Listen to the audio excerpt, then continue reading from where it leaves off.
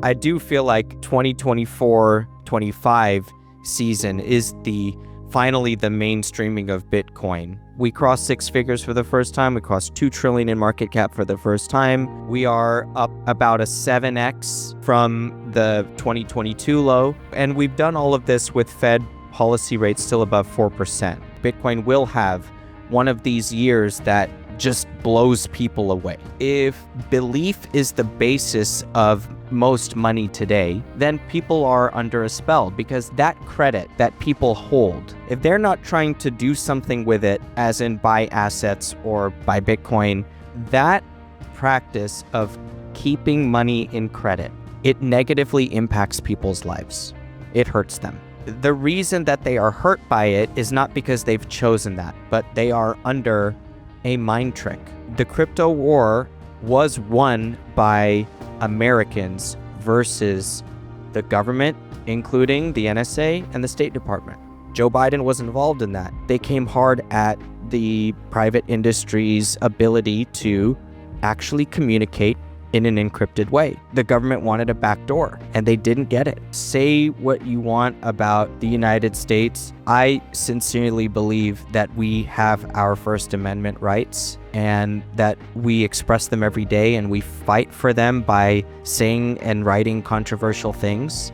And the more people that do it, the healthier the First Amendment is. I believe that just talking about it is continuing that fight. It is a First Amendment issue. The attack on self-custody, it's the same thing, right? Are you trying to make the argument that writing down 12 words is somehow dangerous to national security? You can make a very good argument that the previous administration's stance on Bitcoin and crypto might have caused them the election. America is a slow-moving, decentralized vehicle itself, and I do believe the will of the electorate and the people in this great republic will prevail over the long term. How important was the announcement of the Strategic Bitcoin Reserve for Bitcoin to be integrated into the financial system itself? Bitcoin is already taking on its financial role. The ETF adoption, the spread of Bitcoin around the world, these positions being taken at pension funds and sovereign wealth funds, all of that stuff happened before the Strategic Bitcoin Reserve.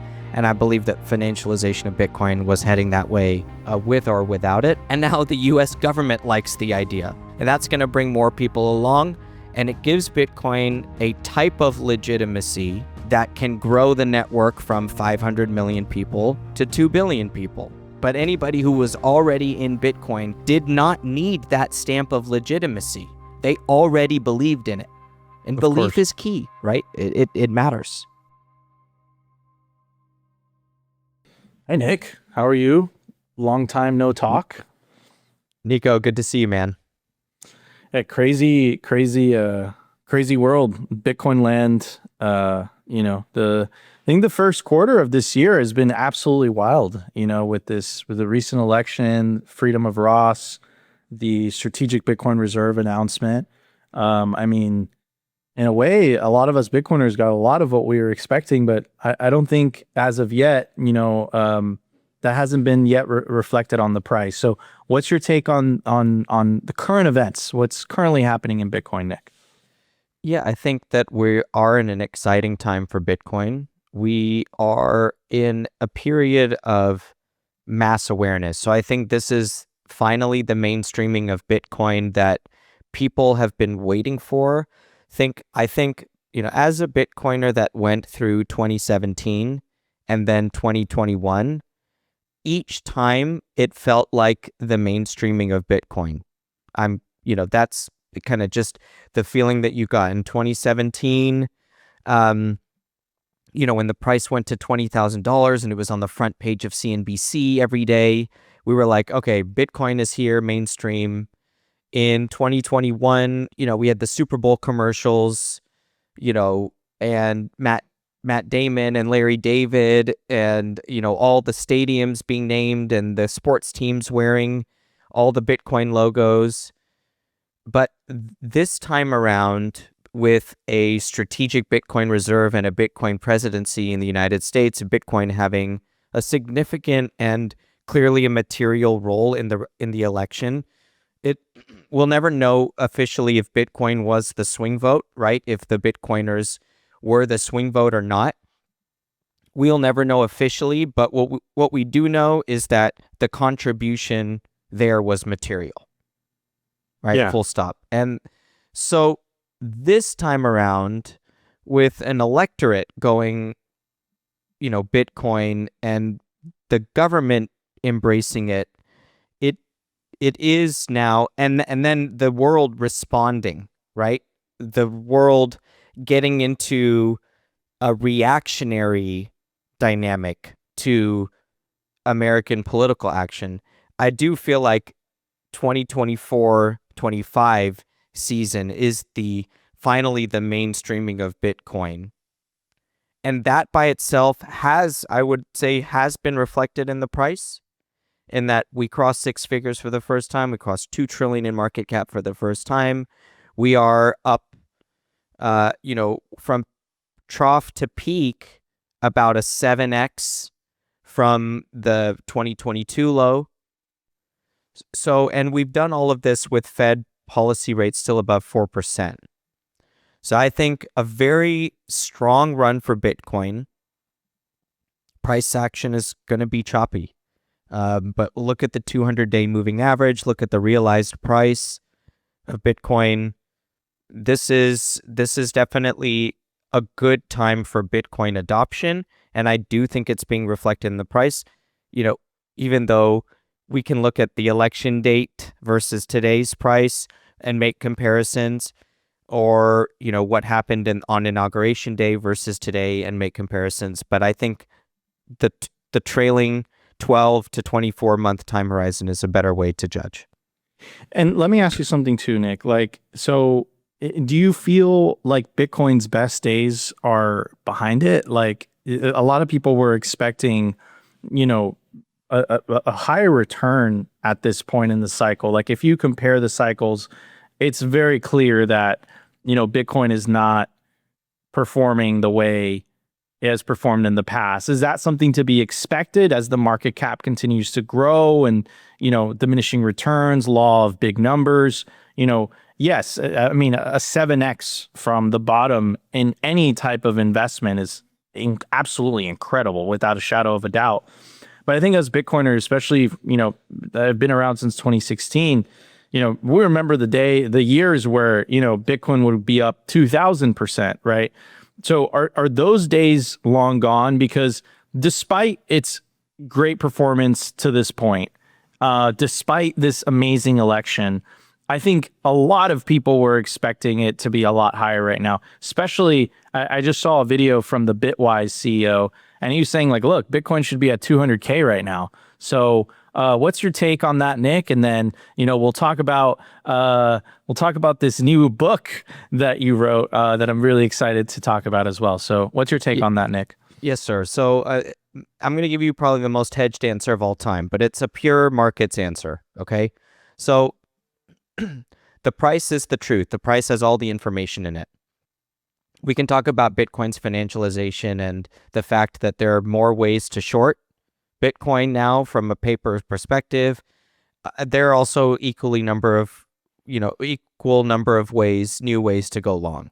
So Bitcoin is a market, and the price is the reflection of today's marginal buyer and seller coming to meet.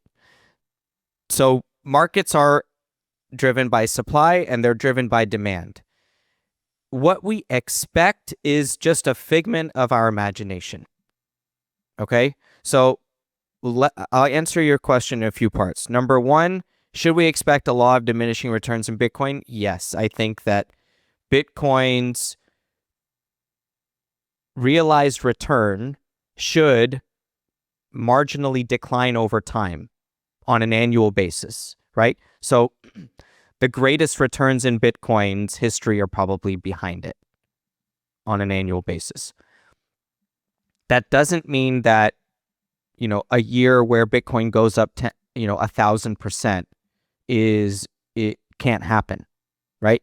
Statistically, it can definitely happen, right?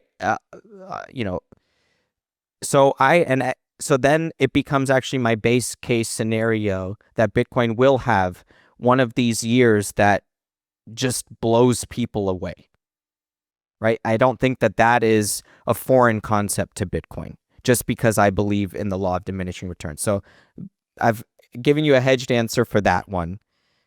So now let's talk about the expectations just being a figment of people's imagination. If the price is a function of demand and supply, then more demand can only lead to a higher price if the supply doesn't come to meet it.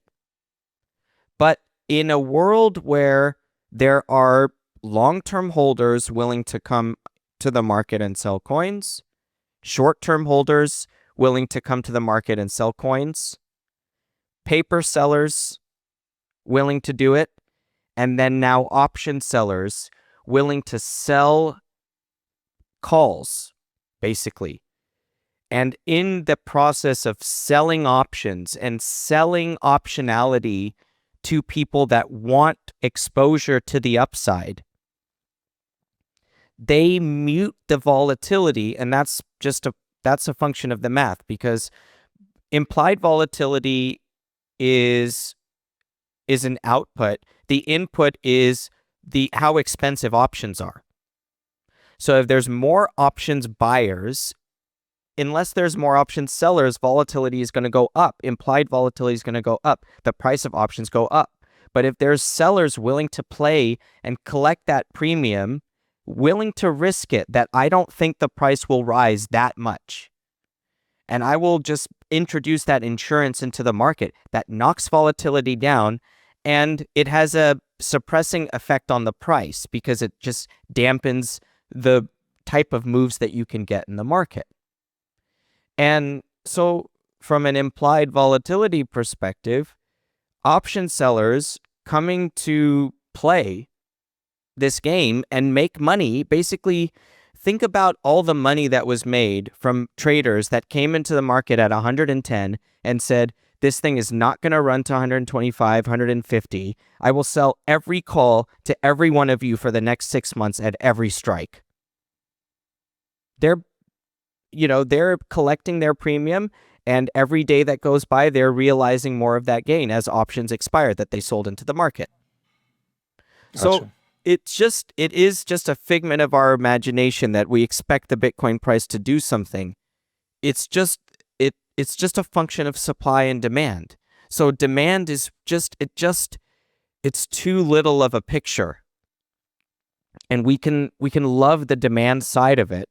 And we do love the demand side of it right now, but there's also the whole credit creation machine that makes it easy to print money and sell options, basically. That's how you have to think of it. It's just a market maker willing to just print money above the price, and knock that volatility down. So I hope that answers your question. No, it absolutely does. And Nik, I am very excited because you're coming on today to talk about your book that you just wrote. It's called The Bitcoin Age by Nik Bhatia. And I love the fact that essentially you started off with a Star Wars reference. And essentially you were painting the picture. I think this was episode 1, where essentially the guy who trained Anakin, I forgot, not Obi-Wan, but Obi-Wan's like master guy. Yes. The guy who trained Anakin, they went to Tatooine, which is like the desert planet, and their starship broke down and they wanted to buy a drive, and he offered them credits. I think it was like Republic credits. And the guy's like, Republic credits are worthless here. And I thought it was such a great analogy. Why did you start off your book with a Star Wars reference? Because I think with what you were trying to describe, it was very, very fitting. Yes. So this is the Jedi Master Qui-Gon. There we go. He was the master to Obi-Wan, and both of them taught Anakin, before Qui-Gon, before his demise. So yes, this is a great scene in Star Wars, and it really encapsulates this mind trick that we're under. Now, so why did I come up with this? Because credit itself, right, as I talked about in Layered Money, credit itself is just a derivative of money. And that money used to be gold, right? So we think of, why is currency worth something? Oh, it's a promise to pay gold. That's the simple layered money framework. The promise to pay is backed by something. It's backed by belief. It's backed by confidence. And credit literally means to believe, right? The Latin root of it means to believe. And so if belief is the basis of most money today, then people are under a spell, because that credit that people hold, if they are not trying to, the second that they make that money in terms of income, if they're not trying to do something with it, as in buy assets or buy Bitcoin or reinvest it in something, if they're holding deposits over any time horizon, even if you want to consider fixed income securities with next to zero or sometimes negative real return, right? Your interest rate is eaten up by your inflation rate. That practice of keeping money in credit is a negative force on society. It negatively impacts people's lives. It hurts them. And the reason that they are hurt by it is not because they've chosen that, but they are under a mind trick. And in pop culture, the Jedi mind trick and that concept, there's a relationship there that could be explored. And this scene from Star Wars is something that I have always loved, this scene, because I've always loved the idea of money and credit versus credit. My whole research career is basically about this concept, the difference between money and credit. Did you like the scene before? Sorry to interrupt. Did you like the scene before you found Bitcoin? Yes. Yes, because I was a sound money student before Bitcoin, for years before Bitcoin. And then Bitcoin was the solution. So were you a fan of gold? Yes. And then I had gold. So I had gold and silver investments, and I did liquidate all of my silver investments at around the time of falling down the Bitcoin rabbit hole. Yeah, I mean, I think that's what happens. Right? You find Bitcoin, and you're like, and if you're a sound money fan, you're like, this is the perfect solution. Yeah. Anyways, I want to jump to a specific chapter. It's called Intergalactic Computer Network, and I have a question regarding that. So, how did the early development of communication protocols from Morse code to the telegraph influence the creation of the Bitcoin protocol? It's a great question. Why did I start the networking story so many years before Bitcoin? And Nico, I do have to just point out, and I hope you don't mind, the book is called Bitcoin Age. There's no "the" in it. Did I put "the" in there? I apologize. Unfortunately, there's a gentleman. His first name is Adam. I've never met him or spoken to him, but he's written a book called The Bitcoin Age. It has an orange cover, and it is not the same as my book. So just so people, when they're on Amazon, just make sure it's this one and has my name on it, because there is a book called The Bitcoin Age. But I just searched it on Google. The good news is that your book is the one that pops up. But yes, it's The Bitcoin Age. We'll put the details, of course, the Amazon link in the podcast description, of course. Thank you, Nico. I appreciate it. So the chapter, it's chapter 5, Intergalactic Computer Network. It goes into the history of ARPANET. And the ARPANET is the predecessor to the internet.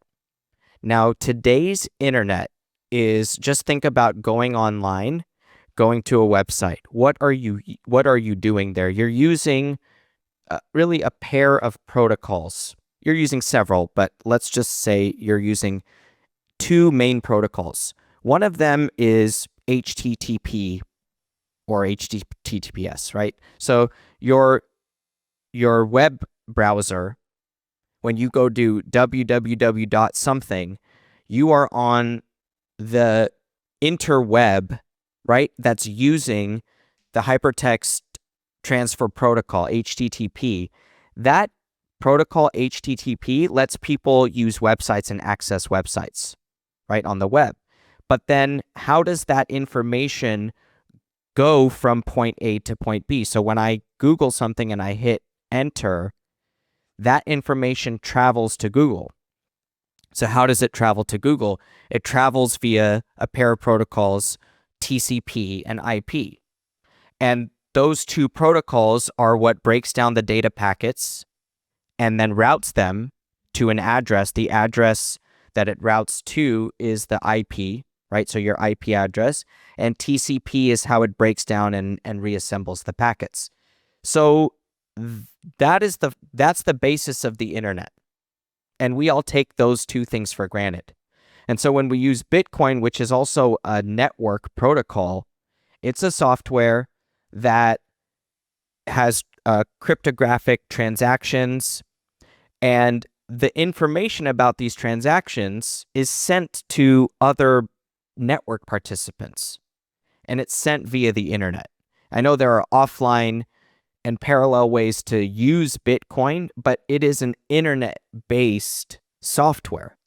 It uses the internet. So it doesn't use HTTP explicitly, but it's using TCP/IP as the packets go around the world. It's using IP addresses just as anything else. So every Bitcoin node is going to have an IP address. So Bitcoin itself is built on top of internet protocols. So where did TCP/IP come from? They actually came from the ARPANET, which is the first attempt to network computers together. And the ARPANET was a project created by ARPA, which is a Defense Department research agency. ARPA was started during the Cold War. And the purpose of ARPA over time shifted from missiles to space to the internet. But when it arrived at the internet, it was really, the people that were designing it were really thinking about how can the military communicate more quickly with each other? How can we stop attacks on a central server or our telecommunications network? And so just thinking about ways to speed up communication and to actually distribute communication and to decentralize communication. Because it really was this, Paul Barron was a gentleman who originated the idea of distributed networking and data packets. There's actually a person I didn't mention in the book. He actually co-invented or parallelly invented this technology in England at the same time.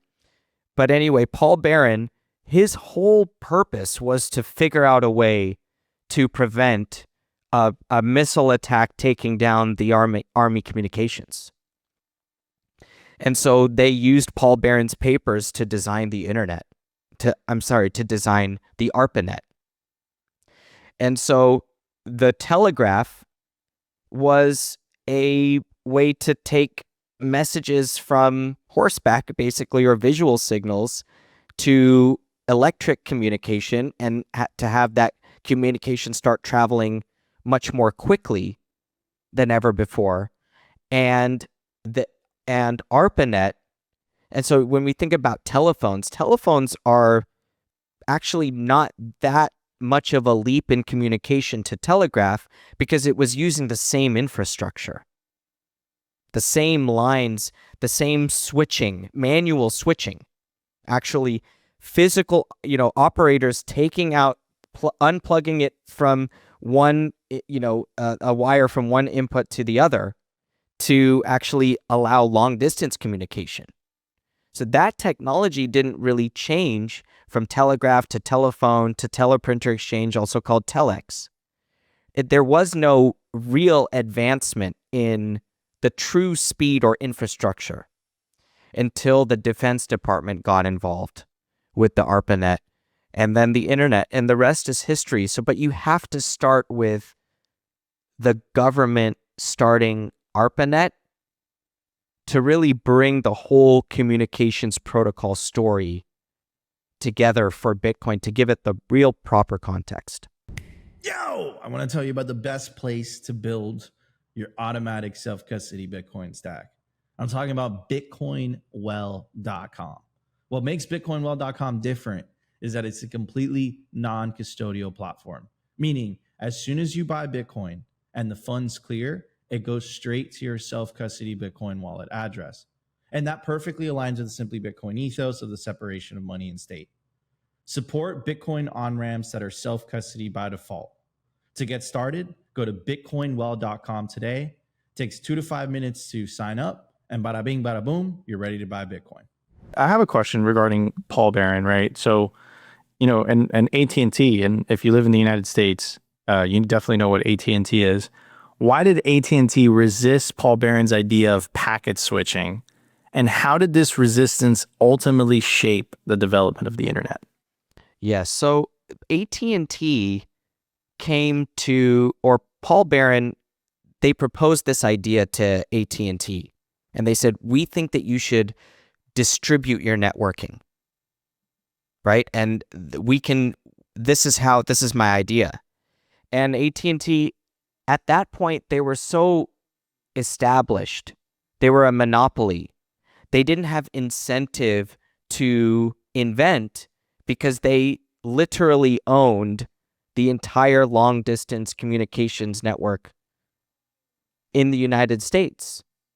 And so there was no incentive for them. So instead of trying to understand Barron's idea, they actually just paraded executives and engineers out and explained to Barron and his associates why it couldn't work and how their system actually functioned. So they weren't speaking the same language at all. And so the project died. AT&T didn't advance it. And actually, it wasn't until the ARPANET became an idea, a concept, that the engineers at ARPANET went out looking for those distributed solutions that might be able to allow their idea. But the answer to your question, actually, you can even bring in banks and Bitcoin today.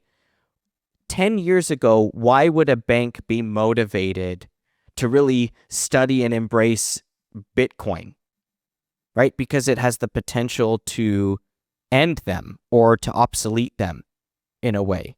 So the internet did, end AT&T's true monopoly in many ways over time. It wasn't just the only thing, but communications itself was changed forever because of the internet.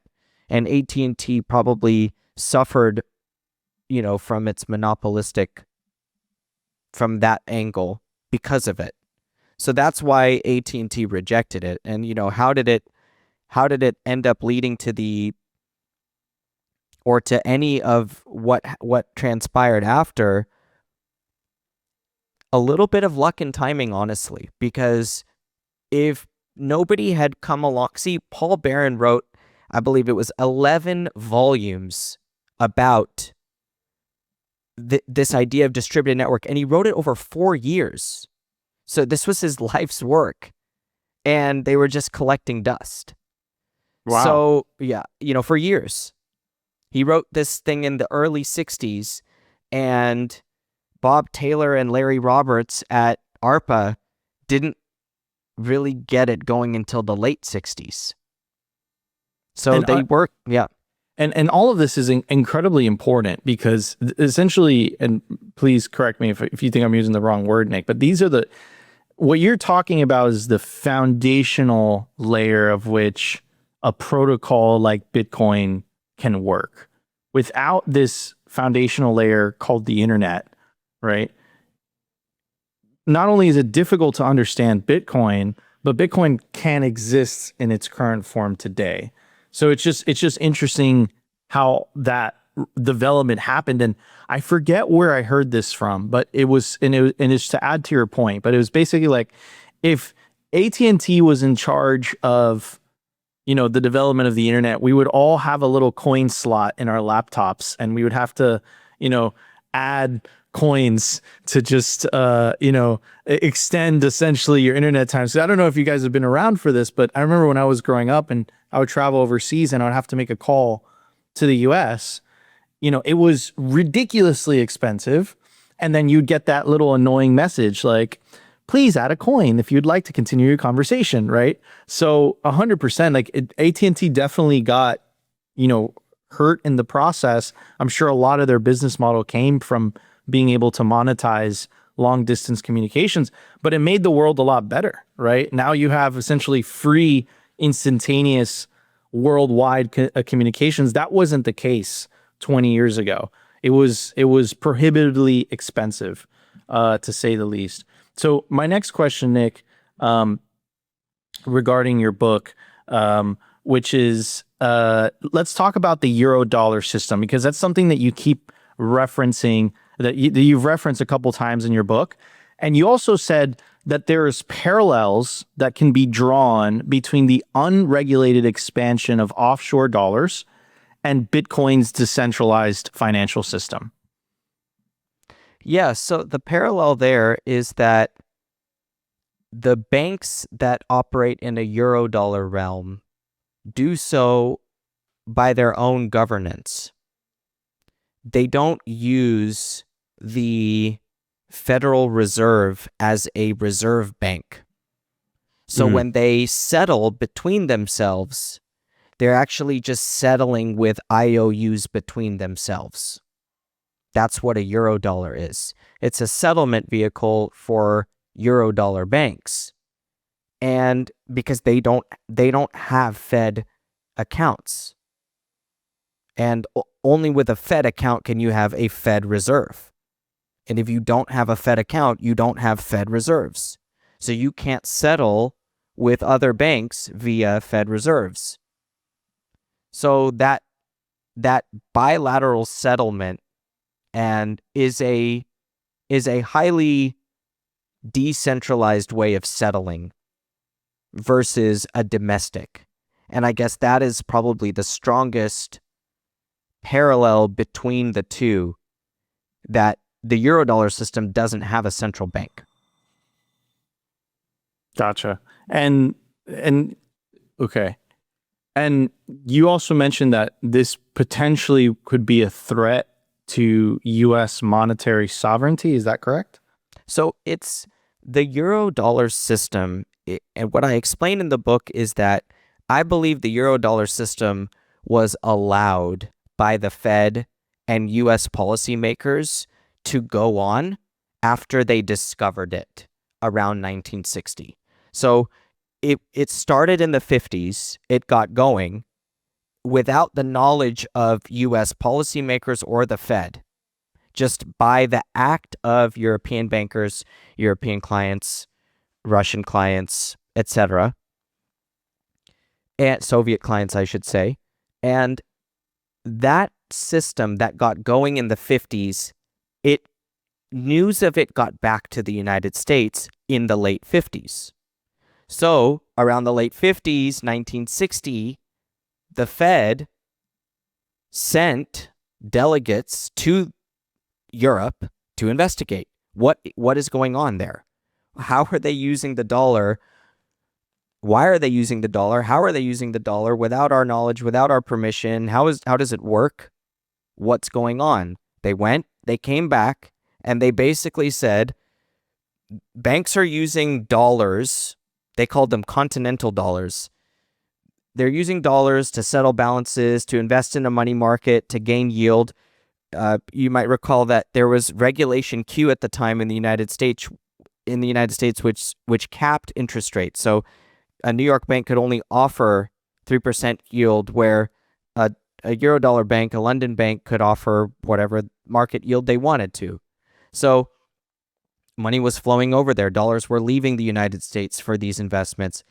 Companies in Europe that were making dollars would invest them in the Eurodollar market, invest them in basically funding other banks with deposits.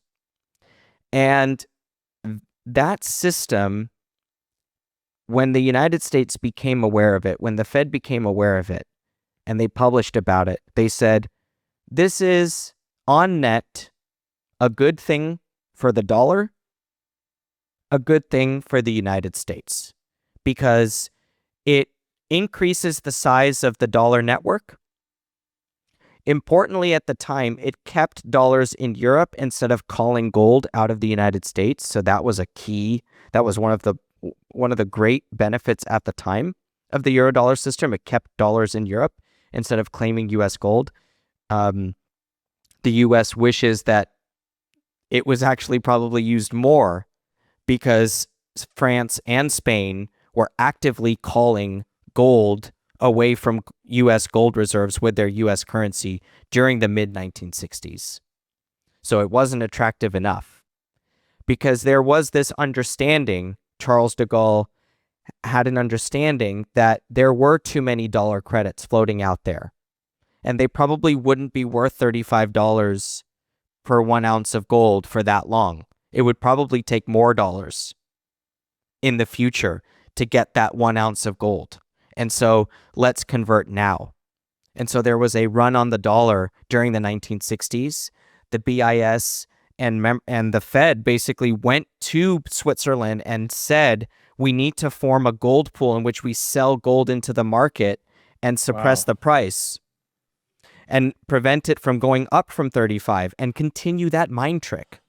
This is why the mind trick is so strong, because the mind trick, they tried so many different ways to employ this mind trick. How did you find all this out, Nick? Because this is not common. This is not common knowledge. What you just talked about.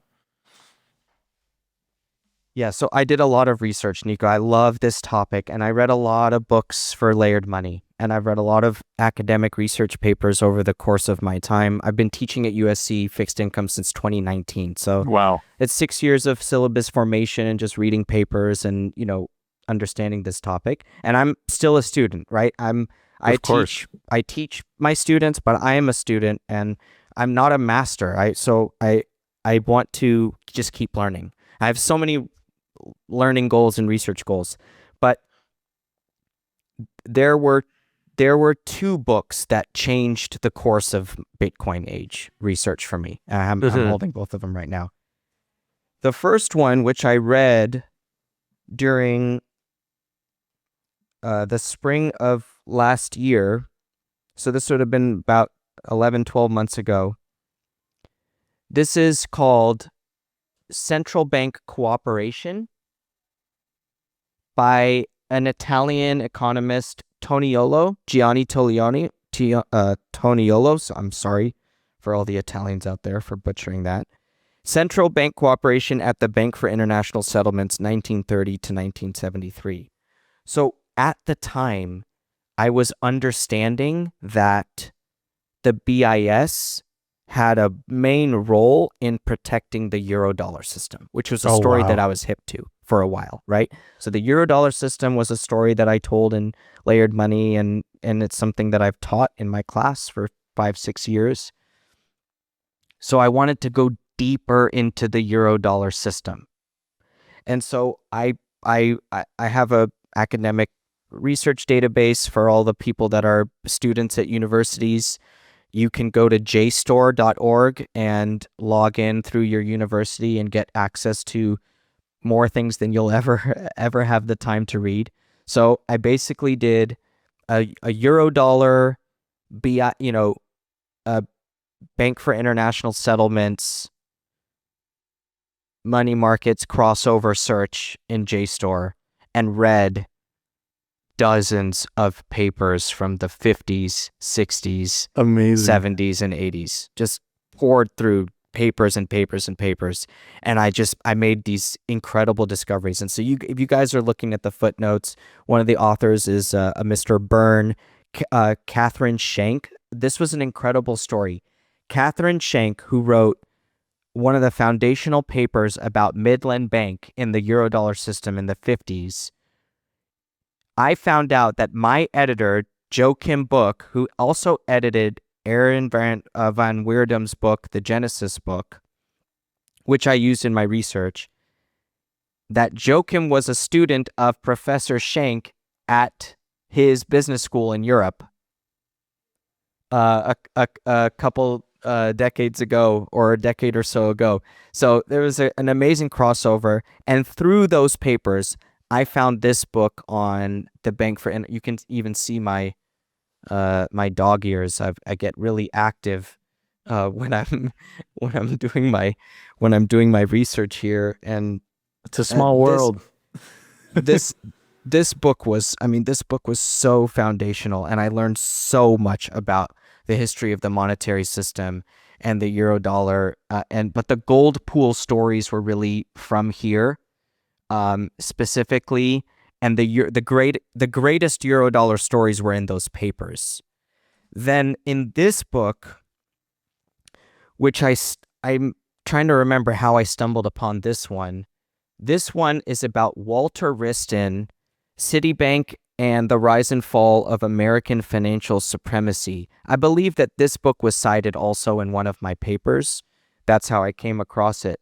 And in this beast, it tells basically the history of American finance through the lens of Citibank.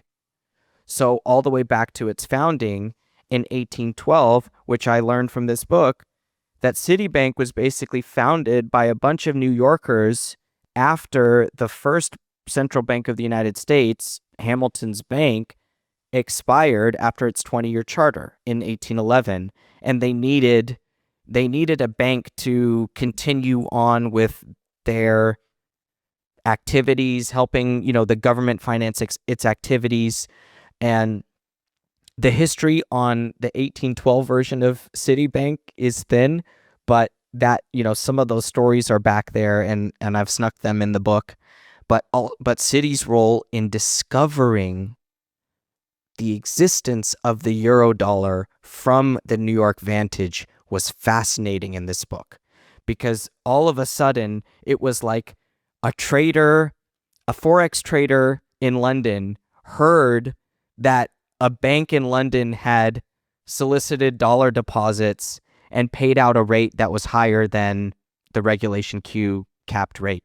And it was just like a rumor on a FX desk in a Citibank branch in London that started the wave of US banks moving into London to capitalize on non-regulated dollar activity. And that move of US banks taking over the city of London happened in the early 60s. So the timeline is important. The 50s was when the game got going, and the early 60s was when the New York banks joined the game. So it happened after Alfred Hayes, the president of the New York Fed, went to Basel in 1960 and said, okay, the Eurodollar system is fine, but what we really need is a gold pool. Then the American bank said, basically, let's go. So, and you said, and this is fascinating because it's like shadow banking, kind of happening in the background. It is shadow banking. It's not like shadow banking. This is what shadow banking is. And you say there's parallels with the Bitcoin. What are those parallels exactly? So the parallels in Bitcoin and the Eurodollar, the Eurodollar system is that it's not governed by an entity, right? It's not governed. And so I had this debate actually with Saifedean. He said, no, the Eurodollar system is explicitly allowed by the Fed, and therefore it's controlled by the Fed. But it actually emerged outside of the Fed, and then the Fed basically said, okay, so from my perspective, who controls whom, right? There is a strong argument that it's actually Eurodollar banks and global banking dollar bank a banking cabal that is in control of the U.S. currency via the Federal Reserve channel. There's a strong argument there. I also debated whether to try to formulate an idea to split the dollar between a nationally sovereign dollar and a global banking dollar, and to lay out an idea. I do have an idea there for how the U.S. can take its currency back, but there's so much speculation there that that was a real challenge. I know I'm not doing a great job maybe of answering the question to your satisfaction of the parallels between the Eurodollar I think you are. I think and Bitcoin. I think the way you described it, Nick, was perfect. There is just no central authority, and it's just something that happened organically. Like, it happened out of market. There was a market necessity of this, and this system essentially happened organically because it was in need. It wasn't something that was top down. So you did answer my question. Need liquidity without having to sell your Bitcoin? For more than 6 years now, Ledn has been the trusted choice for Bitcoin-backed lending with transparency, security, and trust at their core. I absolutely love these guys, and I personally have not only an account with them, but also a loan. And some of the key features that I love about Ledn is the fact that there are no monthly payments. You pay at the end of the term. You also have the ability to roll over the loan as well, and you can pay it back whenever you want. Essentially, what they do is that they help their clients unlock the liquidity of their BTC, allowing you to hodl while still accessing the wealth of your Bitcoin. They've been battle tested with their focus on transparency, security, and trust, allowing them to build a proven track record of client success and security, helping tens of thousands of clients harness the value of their digital assets with confidence and peace of mind. Learn more about what your BTC can do for you. Check out ledn.io today. I want to continue because there's so many good things, and the latter part of your book, you start, which is the really fascinating part to me, right? You lay out the context, you give the history, and then you start tying in Bitcoin, right? So that's the direction we're heading right now. And one of the things that you talked about was essentially the NSA had a monopoly on cryptography. And until these three people by the name of Whitfield Diffie, Marty Hellman, and Ralph Merkle challenged that monopoly, and you made the case that essentially their discoveries actually lay the foundation for not only modern digital security, but Bitcoin. Absolutely. Yes. So the NSA was an agency founded by President Truman under a secrecy order. And the efforts were, militarily inspired. And the government needed an arm to engage in security intelligence. And so part of that effort was the study of applied cryptography and protecting or encrypting, because security and encryption go hand to hand. But the first U.S. agency or first U.S. actors that tried to take advantage of this was the NSA. And so for a few decades, they had a monopoly, and basically every student that went through any cryptography related work in science departments went into the NSA to work. And so 100% of the development of encryption technologies happened behind the triple fence, which is the nickname at the time for this triple fence, electric fence facility that they had in Maryland. So the NSA, with its monopoly over encryption, there was no private sector because everybody that studied just went into the NSA. But then the breakthrough moment came when a pair of whistleblowers from the NSA went to the Soviet Union and basically spilled a bunch of secrets about how the NSA operates and basically their encryption secrets. And a gentleman by the name of David Kahn wrote a book. It took him years to write it. It's called The Code Breakers, and that book was actually submitted to the government as basically a warning that, hey, this is coming out. We're about to expose a bunch of things about, and the government came back and said, please take a couple things out, but it didn't materially change the story in any way. And he got to publish basically this tell-all of the NSA. That was 1967. Before that book, awareness of anything that even happened at the NSA was minimal, let alone actual Americans walking around on the street or in universities inspired to learn and explore cryptography, encryption, computer-based encryption. There was nobody. So the first readers of the code breakers were those founding fathers to encryption, leaving the mind hive of the NSA and landing on the streets of the United States of America, where there is free spirit, there's innovation, there's computer science departments, and brilliant people. And so that event was the defining event was the publishing of the code breakers, and then Whitfield Diffie being one of those first readers, and he carried that thing around everywhere he went, and he treated it like religion. Literally, he even said that, and then he started to look for people. He met Marty Hellman. They published together. Ralph Merkle read their paper. Then Ralph Merkle got involved. And then they published together, even though Merkel's name wasn't on one of the groundbreaking papers. Merkel went on to publish, based off of Diffie and Hellman's papers. And through their papers, that trio, the what was in the NSA behind closed doors was now on the street.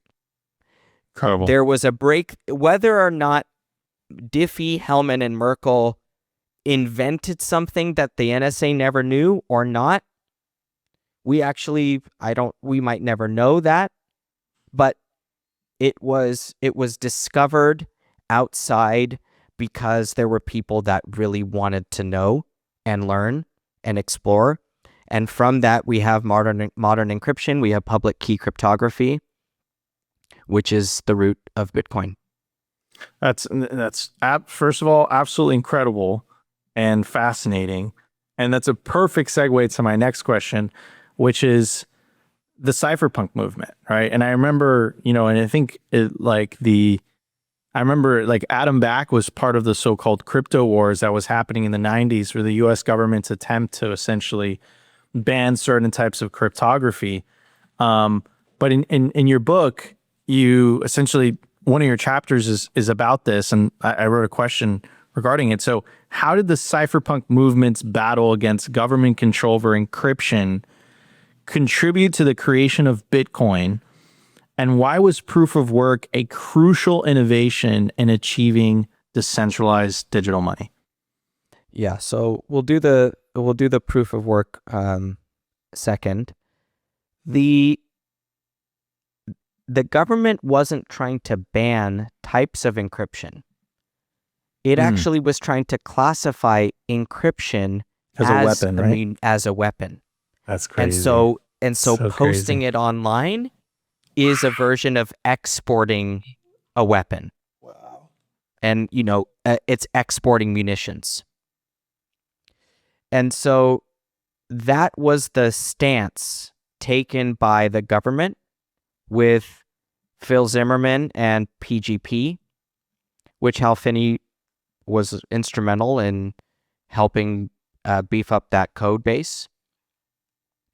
And then versus Daniel Bernstein, who was a student who just wanted to publish, and he submitted his paper. I found this tidbit very fascinating. when he submitted his paper, not only was he told, hey, you can't, this is, you're exporting munitions, or you're getting involved in an area that we would deem illegal. But now if you have any foreign classmates that might ever read your paper, they have to register with us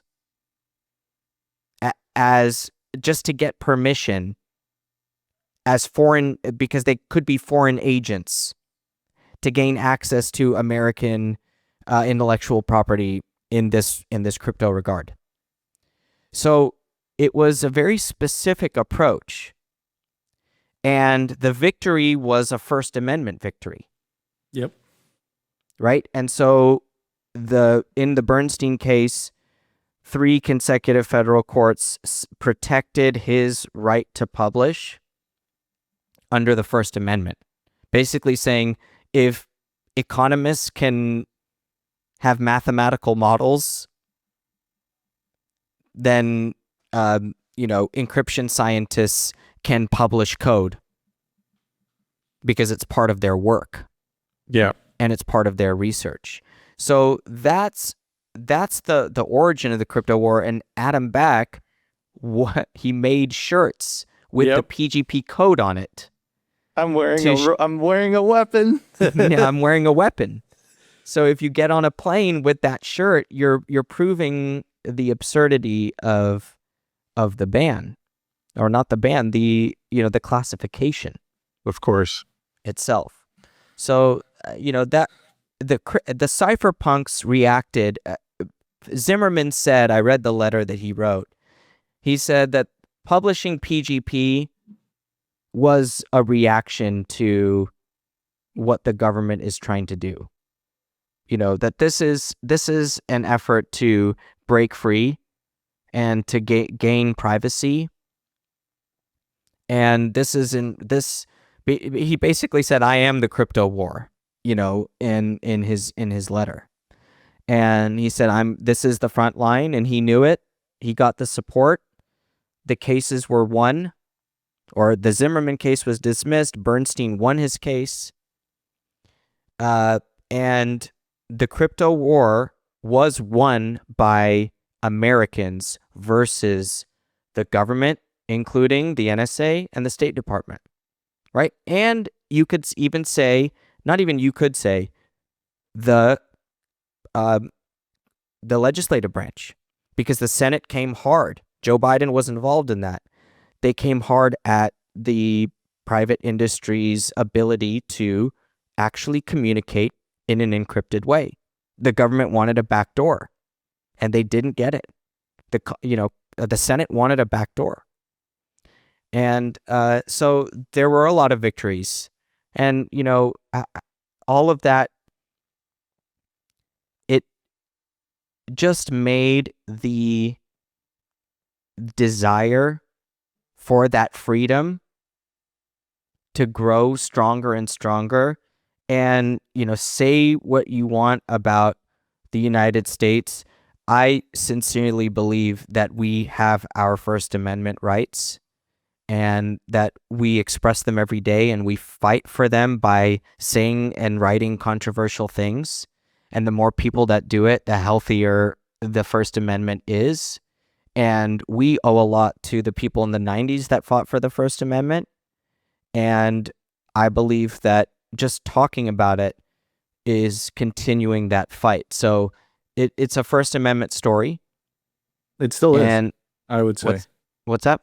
The fight for, because the way that and Nick, me and you are in totally different. I have to cover the news every single day, so I remember vividly for the last 2 years the previous administration's attack on Bitcoin, and we referenced the original crypto war that happened back, I believe it was in the 90s, multiple times, because it is a First Amendment issue, right? If you, the crypto war 2.0, the attack on self-custody, It's the same thing, right? Are you trying to make the argument that writing down 12 words is somehow dangerous to national security? They were using essentially the same arguments. Now, I think it was solved in a different fashion. I think this one was solved via an election, right?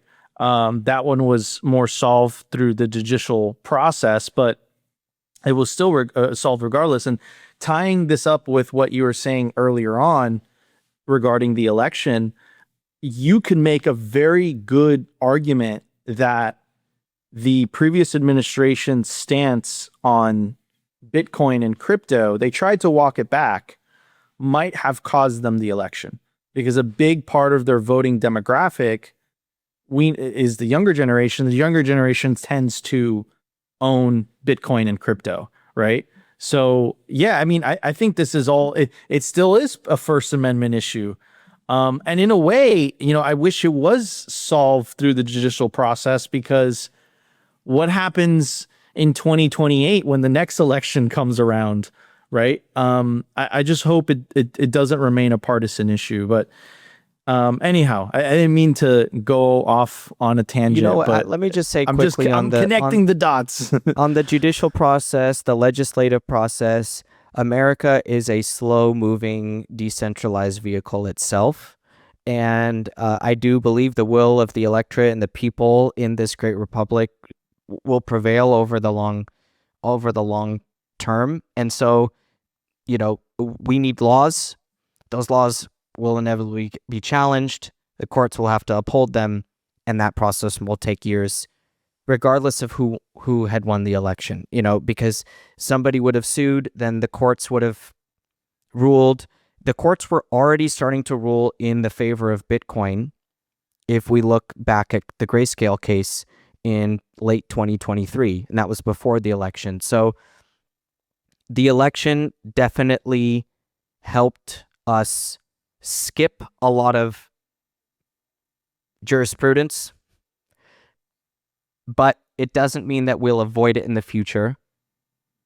And legislation should be, and that's why legislation is important in addition to executive orders and changes at the regulatory level, because those can be fleeting, which I think is, what you're referring to. Yeah, this is why the Bitcoin Act is so important. Like, this is why, because there's only so much they can do via executive order, right? And executive order is just one election away from it being reversed. If they want this to essentially remain, policy for the long term, right? Something like the Bitcoin Act or something equivalent to it is incredibly important. Now, I know we are getting to the top of the hour, and I want to be respectful of your time, Nick, and I want to tie in one of the final chapters of your book. So, the U.S. government has had an evolving stance on Bitcoin. Obviously, early skepticism in the beginning, now full-fledged adoption. How does that shape its global legitimacy? And as Bitcoiners, I hate saying that, right? Because it's like, I don't need the approval of the U.S. government for Bitcoin to be legitimate. But in the eyes of the world, you could make that argument. And then how important was the announcement of the Strategic Bitcoin Reserve for Bitcoin to be integrated into the financial system itself? Yeah, I'll take the second question first. I don't think that important. I think, Bitcoin is already taking on its financial role. The ETF adoption and the spread of Bitcoin around the world, these positions being taken at pension funds and sovereign wealth funds, strategic mining positions across the world, all of that stuff happened before the strategic Bitcoin Reserve, and I believe that financialization of Bitcoin was heading that way, with or without it. Does Bitcoin need the U.S. government for legitimacy? No. What it does is it grows the network. It grows the potential size of the network, because there are people who are leaders and people that are followers. So the leaders get in first, the followers get in second, and the followers don't come until certain leaders say, this is okay. And so Bitcoin has its own leaders without the government, but it has a new leader, meaning it has another participant for people to say, oh, look, that person is doing it. I think I'm going to follow them. Because every Bitcoin person was told about Bitcoin by somebody or read about Bitcoin from somebody else, right? Hal Finney being the first really person who read Satoshi's idea and who was like, I like that idea. And, then Hal Finney liked the idea. Then Hal Finney joined the network. Then other people liked the idea. And then, then you and I liked the idea several years later. And now the US government likes the idea. And that's going to bring more people along. And it gives Bitcoin a type of legitimacy that can grow the network from 500 million people to 2 billion people. And that might not have happened without the political shift in the United States. I think it's a good thing for Bitcoin's network to gain more participants. It's a good thing for the United States of America to understand Bitcoin really well. And I'm happy that we have some leaders who do now. I would say that there are some excellent people in the Senate and the House that understand Bitcoin. The executive branch is getting there, but they also have some people that do understand some of the right things too. They won an election with a lot of support from Bitcoin people. But the actual Bitcoiners in the government are in Congress. And that's a good thing for the electorate, especially if people voted for those people because they are Bitcoiners. I think that that's relevant. So I don't want people to walk away from this interview or from my book thinking that I think the USA gave Bitcoin legitimacy in 2024 and 2025. That's definitely not what I'm saying, but it increases the size of the network and it does make Bitcoin legitimate in many more eyes than before, right? But anybody who was already in Bitcoin did not need that stamp of legitimacy. They already believed in it. And belief is key, right? It matters. Yeah, I love the way that you phrase that, right? Which is, it doesn't need the legitimacy, but it definitely it made the network bigger. Exactly what you said. So guys, go check out Bitcoin Age by Nik Bhatia. It's on Amazon right now, and I do want to read a quote by Senator Lummis. Nik is a master at deconstructing Bitcoin's complexities to make it digestible for the average reader. Bitcoin Age brilliantly bridges the knowledge gap and is a must-read for both seasoned Bitcoin veterans and curious newcomers in the age of digital currency. So get it on Amazon today. Bitcoin Age by Nik Bhatia. Nik, thank you so much for joining me today. Appreciate it. Nico, appreciate you very much and all the best to you and your family. Thanks.